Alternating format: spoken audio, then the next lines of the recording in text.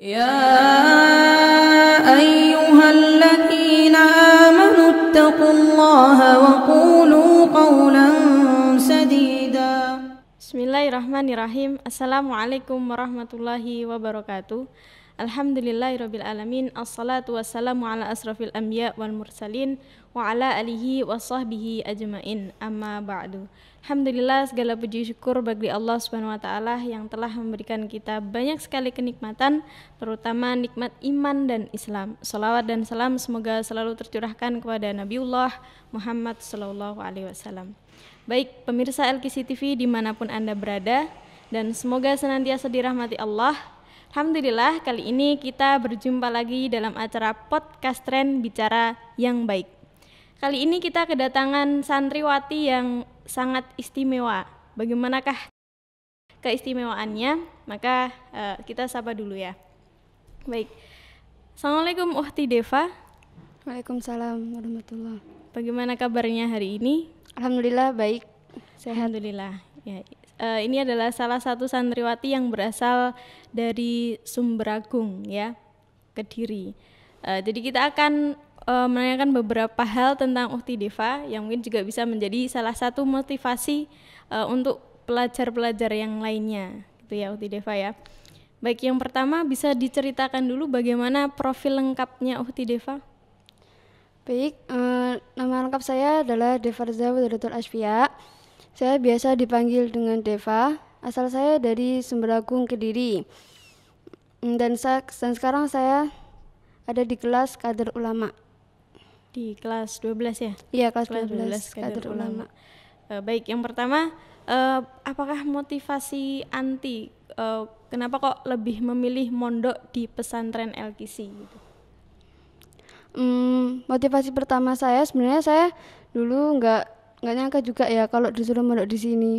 Bukan disuruh orang tua awalnya, saya yang minta. Karena waktu kelas 4 SD saya ada acara kemah santri di sini. Dan kebetulan waktu itu gunungnya lagi bagus. Jadi saya lihat, wah gunungnya bagus ya, pengen mondok di sini. Padahal waktu itu di LKC masih ada 3 bangunan, masjid, terus admin itu sama kamar mandi, udah cuma itu. Jadi waktu itu saya benar-benar tertarik bukan karena pondoknya, tapi karena gunungnya bagus. Karena pemandangannya. Iya, karena pemandangannya. Feel comfortable here. Iya. Ya, jadi lebih memilih ya sudahlah saya menentukan mondok di sini saja gitu ya. Iya. Terus pertama kali mondok di sini apakah langsung kerasan ataukah butuh beberapa waktu untuk bisa kerasan dulu gitu? Kalau saya awal-awal di sini sih jujur nggak langsung kerasan ya. Soalnya kan baru pertama kali dan saya harus jauh dari orang tua. Saya sering kepikiran rumah. Saya juga masih sering kayak masih mikir orang tua gimana, ibu gimana, ayah gimana, kayak gitu. Jadi terus apa hal yang membuat sampean akhirnya kerasan di sini?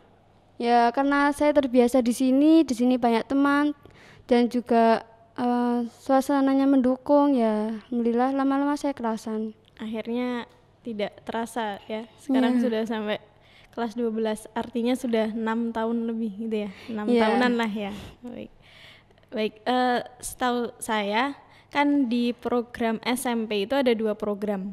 Ada program reguler atau yang di situ lebih fokus kepada tahfidz maudhu'i, ya, tahfidz hadis maudhu'i. Dan yang program kedua itu adalah tahfidz Al-Qur'an. Nah, setahu saya kan Anti lebih milih tahfidz Al-Qur'an gitu ya. Apa motivasi Anti kok lebih memilih tahfidz Al-Qur'an dibandingkan tahfidz hadis? Awalnya saya masuk sini tuh kan nggak tahu kalau ada tahfidz Al-Qur'an. Jadi saya dari rumah itu udah nyiapkan hafalan buat hadis. Saya dari rumah tuh udah hafalkan beberapa hadis lah dari 1.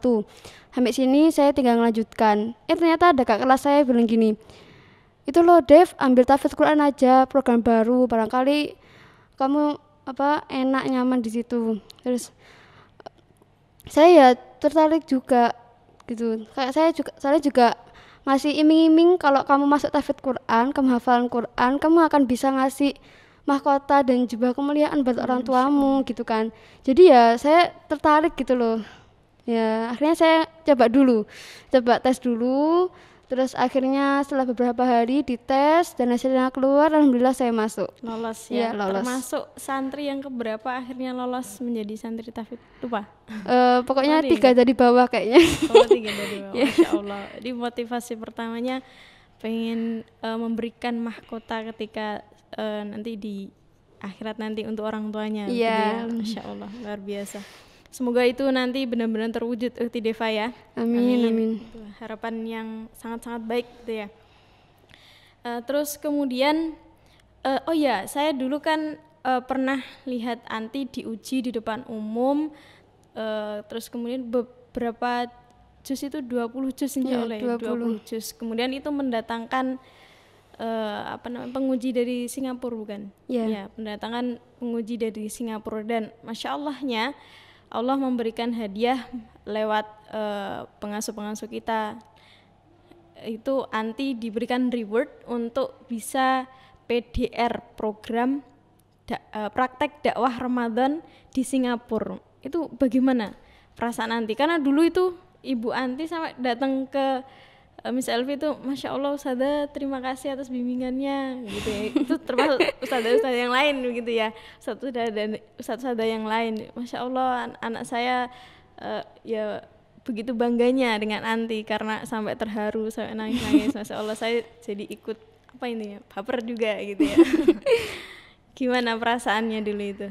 Ya saya sangat senang sekali ya, soalnya saya nggak nyangka kalau bakal ada hadiah yang seperti itu. Saya juga ditawari, kamu mau nggak diuji Ustadz luar?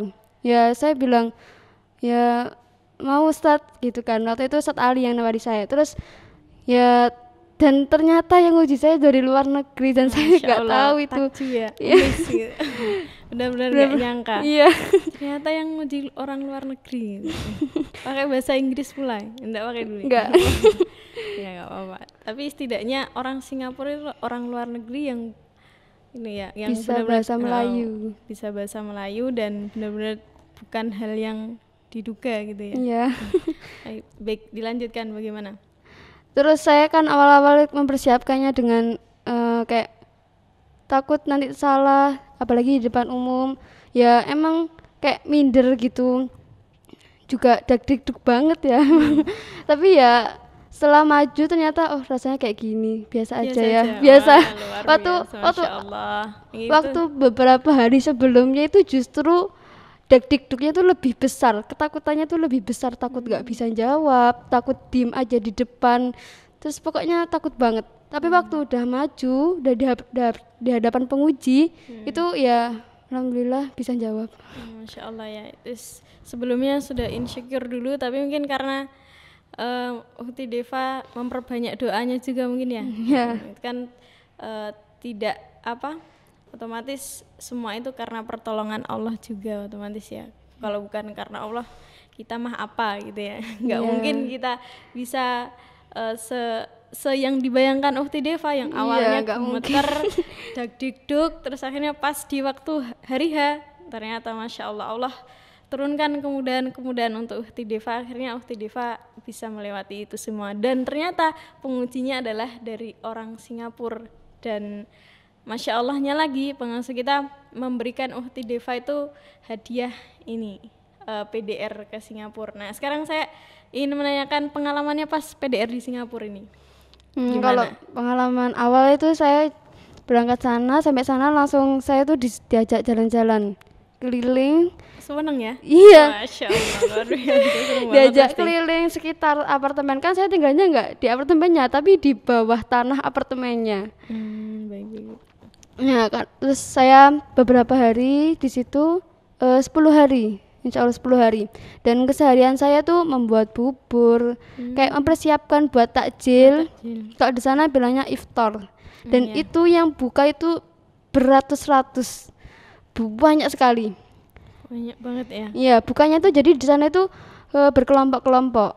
Ada 5 orang nanti dikasih jatah, ada kurma, ada semangka, ada minum, terus sama juga roti-roti. Nanti habis itu makan besar lagi. Jadi makannya itu 2 kali. 2 kali. Oh, 2 kali itu sebelum iftar atau maksudnya sebelum berbuka ataukah sebelum berbuka mungkin ya takjil yang seadanya dulu, kemudian nanti setelah sholat maghrib baru Langsung. makan. Oh langsung ya? Iya langsung. Masya Jadi Allah. habis makan takjil tadi itu makan nasi baru sholat sholat maghrib. Masya Allah. Berarti setelah sholat maghrib tidak ada makan malam? Ataukah masih Tidak. ada? Begitu? Tidak Habis ada. sholat maghrib ada itu biasanya kayak kajian. Oh ada kajian, baik-baik.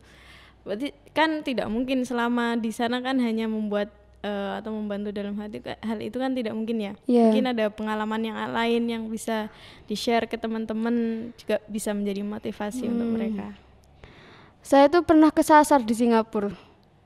Percaya gak percaya saya pernah kesasar. Soalnya waktu itu saya kan perjalanan pulang dan saya sama teman-teman tuh pengen naik bis ceritanya. Tapi kita nggak tahu cara naiknya gimana. Akhirnya kita nunggu di halte. Waktu ada bis, kita berhentiin bisnya terus tanya, ini tujuan mana gitu. Ternyata nggak setujuan. Akhirnya kita ketemu mbak-mbak Cina. Terus sama mbaknya itu ditanya apa? Kita tanya, kan pakai bahasa Malaysia. Terus tanya, pokoknya tahu tujuan ini tuh pakai bis mana gitu. Terus disuruh ke halte depan. Masih jalan lurus, lampu merah, belok kanan. Nah waktu itu udah jalan bawa barang banyak. Soalnya dikasih kenang-kenangan dari orang Singapura itu. Dikasih kira-kira dua tas besar sama 1 koper. Itu kenangan yang free gitu ya? Iya free. Masya Allah. Dari ibu-ibu sana. Terus waktu kita pulang ternyata kita tanya bisnya tujuannya juga ternyata bukan itu. Terus akhirnya ya kita jalan lurus aja seingat kita dan akhirnya kita lupa. Loh ini saya mana? Loh ini jalan mana gitu nggak tahu. Terus akhirnya karena alhamdulillahnya itu ada HP jadi kita telepon Ustadz Hakim. Nah Ustadz Hakim pas dijemput. Terus ditanyain dari mana aja tadi. Masya Allah ya. Tantangan dakwah di sana bagaimana? Atau mungkin tidak ada tantangan tidak ada tantangan sama sekali karena mayoritas yang di tempatnya Ukhti Diva itu adalah orang Muslim, jadi lebih mudah menyampaikan dakwah Islam, ataukah ada sih sedikit tantangan seperti itu? Kan di sana kan tujuannya PDR ya, praktek dakwah Ramadan, gitu. Kalau PDR di sana tuh beda dari PDR yang lain. Kalau dulu jelas ya? Iya jelas. Kalau dulu saya di Gresik itu saya disuruh kultum tiap hari. Tapi kalau di sana saya nggak kultum sama sekali. Karena apa? Karena yang menyampaikan kultum di sana itu cuma orang-orang tertentu, yaitu dipilih orang-orang dari pilihan, dari negaranya memang dan harus punya sertifikat kalau mau menyampaikan kultum. Harus sudah bersertifikat gitu. Iya. Terus selain itu berarti bagaimana tantangan dakwah di sana? Ataukah nanti mengajar anak-anak kecil ataukah bagaimana? Saya kan setiap Ahad itu ruang yang saya tinggali itu dipakai kelas buat anak-anak. Jadi terpaksa barang-barang saya ada di kelas itu saya bersihkan semuanya sama teman-teman. Itu waktu Ahad pagi dan nanti Ahad siangnya dipakai buat anak-anak sekolah agama kalau di sana bahasanya. Soalnya mereka selain hari Ahad itu adalah sekolah yang normal biasa, formal. Sekolah formal. Iya. Terus kalau hari Ahad mereka belajar agama sendiri. Nah, itu di ruang saya itu tadi dipakai buat kelasnya mereka. Dan saya ditantang sama ustadznya tuh coba kamu ngajar ngaji lah setidaknya. Iya, akhirnya Diva ngajar ya? Iya, ngajar ngaji. Cuman di sana tuh anak kecilnya itu enggak ada yang pakai bahasa Melayu. Pakai bahasa Inggris semua. Masya Allah, harusnya dulu saya ikut ya. Enggak. Bercanda. Iya, insya Allah itu pengalaman yang sangat luar biasa dan kalau dijelaskan pasti insya Allah lebih lebih panjang lebar. Yang penting intinya dimanapun kita gitu ya, dimanapun negerinya, kita harus tetap bangga dengan identitas kita sebagai orang Muslim begitu ya Mbak Diva ya. Terlebih ketika di luar negeri yang mungkin ada beberapa sebagian negara hanya memiliki minoritas orang Muslim gitu ya. Insya Allah itu yang bisa diambil pelajarannya. Insya Allah semoga barokah ilmunya tadi yang sudah disampaikan adik-adiknya ya. Berikutnya ini Ukhti Diva. Sekarang kan sudah masuk SMA gitu ya. dan pertama kali masuk SMA, kemudian ada program KU, Kader Ulama, betul bukan? Ya. Nah itu Anti akhirnya mencoba untuk mengikuti program itu, iya. Ya. Bagaimana motivasi Anti kok akhirnya mendapat mengikuti program KU itu bagaimana? Ya, awalnya saya tuh diberitahu kalau ada pendaftaran buat santri yang ingin mengikuti kelas kader ulama. Bisa diambil 10 santriwan dan 10 santriwati. Terus saya tertariknya tuh karena ada beasiswa 3 tahun. Ya, saya sangat ingin mendapat beasiswa itu juga. Saya juga ingin mendapat ilmunya karena di kelas kader ulama itu hanya membahas agama, hanya membahas ilmu agama saja, gak ada ilmu umum ya. Ya, jadi karena saya ingin memperdalam ilmu agama, saya juga pengen tahu apa itu fikih, usul fikih, kemudian ilmu nahwu dan ilmu-ilmu lainnya.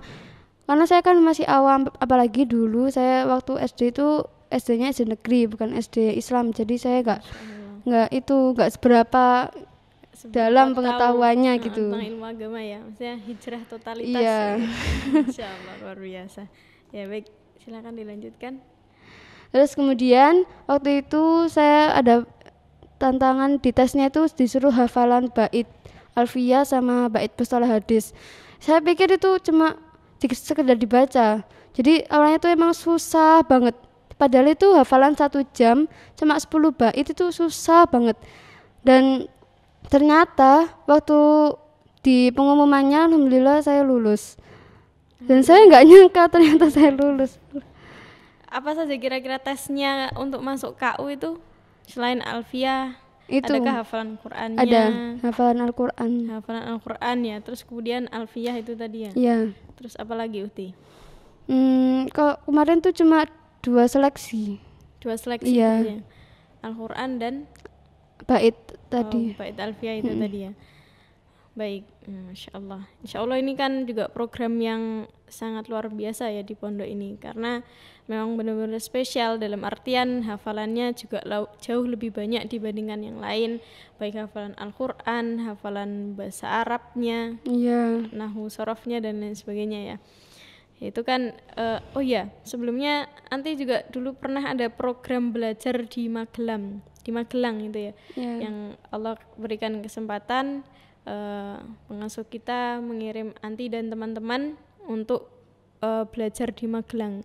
Waktu itu fokus belajar apa Uhti Deva? Di sana saya fokus belajar ilmu nahwu dan shorof. Jadi target di sana itu ada 2. Yang pertama target 2 bulan sama target 3 bulan. Nah, dan pondok saya itu waktu itu ngambil targetnya 3 bulan. Jadi saya tuh setiap minggu harus menyelesaikan 1 level kalau di sana. 1 level dan setiap level itu harus diujikan. Jadi setiap minggu tuh ujian, setiap hari Kamis kalau nggak salah saya ingat. Kalau materinya udah selesai semua, itu targetnya kalau nggak salah 2 bulan selesai. Terus sebulan full itu saya latihan. Baca satu judul tanpa harokat. Gundul ya. Tidak ada harokatnya sama sekali ya. Nggak ada sama sekali. Bisa tapi waktu itu. Ya alhamdulillah. Sampai begadang jam 1 gitu di sana tuh sudah biasa. Jadi belajarnya sampai jam 1 jam. Iya. Tapi sholat tahajudnya masih tetap berjalan apa tidak Ya ya? alhamdulillah. Alhamdulillah masih tetap berjalan ya. Semoga selalu istiqomah juga. Selain itu, kira-kira apa pelajaran apalagi selain fokus belajar nahwu shorof di sana? Kira-kira pelajaran apa lagi yang bisa diambil dari sana? Kalau di sana saya ya? diajarkan kesederhanaan. Karena saya di sana tidur di bawah, nggak ada kasur, nggak ada bantal. Karena di sana kan Magelang ya dingin banget. Jadi tuh untungnya saya bawa selimut. Jadi saya cuma pakai alas sleeping bed, terus sama pakai selimut, udah nggak ada bantal. Biasanya bantalan pakai baju. Dan itu pun bangun-bangun sakit semua. Dan itu benar-benar desek-desekan tidurnya. Jadi saya miring kanan aja nggak bisa ya? Saking sempitnya. Memang untungnya harus diperbanyak untuk belajar ya. Baik. Tapi insya Allah ilmu yang sudah didapat insya Allah lebih banyak ya insya Allah, dan sampai sekarang masih insya Allah berjalan dan sangat sangat sesuai dengan kebutuhannya Anti ya. Ya, alhamdulillah. Jadi sekarang sudah bisa lancar membaca Arab gundulnya ya, insya Allah ya. Insya Allah. Insya Allah. Baik. Terus kemudian ini kan sekarang juga sudah kelas 12. Kemudian sudah kelas 12 otomatis jadi pengurus ISMI, kemudian jadi santri KU juga. Nah, bagaimana Anti memanage waktu Anti itu agar bisa mencapai target-target hafalan atau bahkan mungkin bisa melebihi targetnya gitu.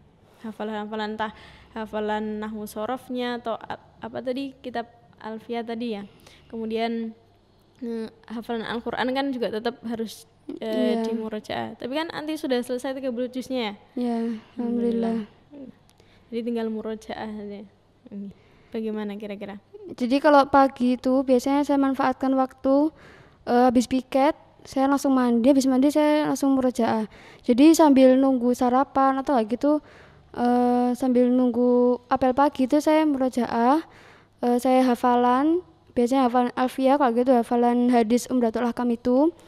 Terus nanti malamnya saya pakai buat nulis buku. Karena kan iya, kelas 12 kan wajib menulis buku. Jadi saya gunakan waktu malam itu untuk nulis buku, saya gunakan waktu pagi untuk hafalan. Nah, siangnya saya sekolah. Terus waktu-waktu murojaah hafalan Al-Qur'an ya? Itu saya setiap 5 kali waktu sholat. Jadi sambil nunggu iqomah itu saya murojaah Al-Qur'an, kadang juga murojaah hadis atau Alfiyah.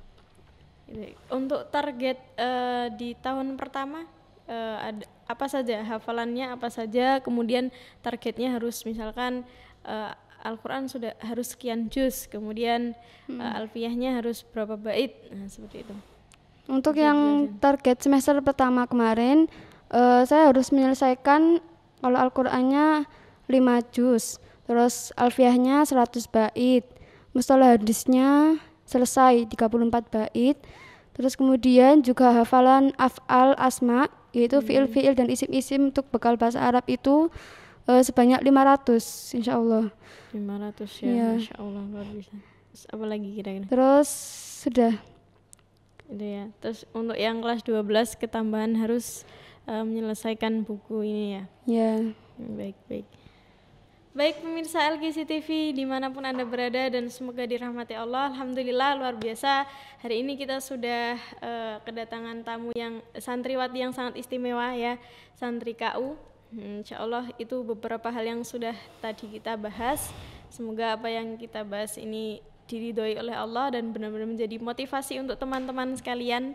Dan mungkin ada adik-adik yang belum mondok, silahkan Google search ya, dicari Pondok LGC. Insyaallah semoga menjadi tempat yang terbaik dan kita berjuang bersama-sama di sini untuk menuntut ilmu. Insyaallah itu yang bisa kita bahas. Syukran. Subhanakallahumma bihamdika asyhadu an la ilaha illa anta astaghfiruka wa atubu ilaik. Assalamualaikum warahmatullahi wabarakatuh. Ya ayyuhalladzina amanu ittaqullaha wa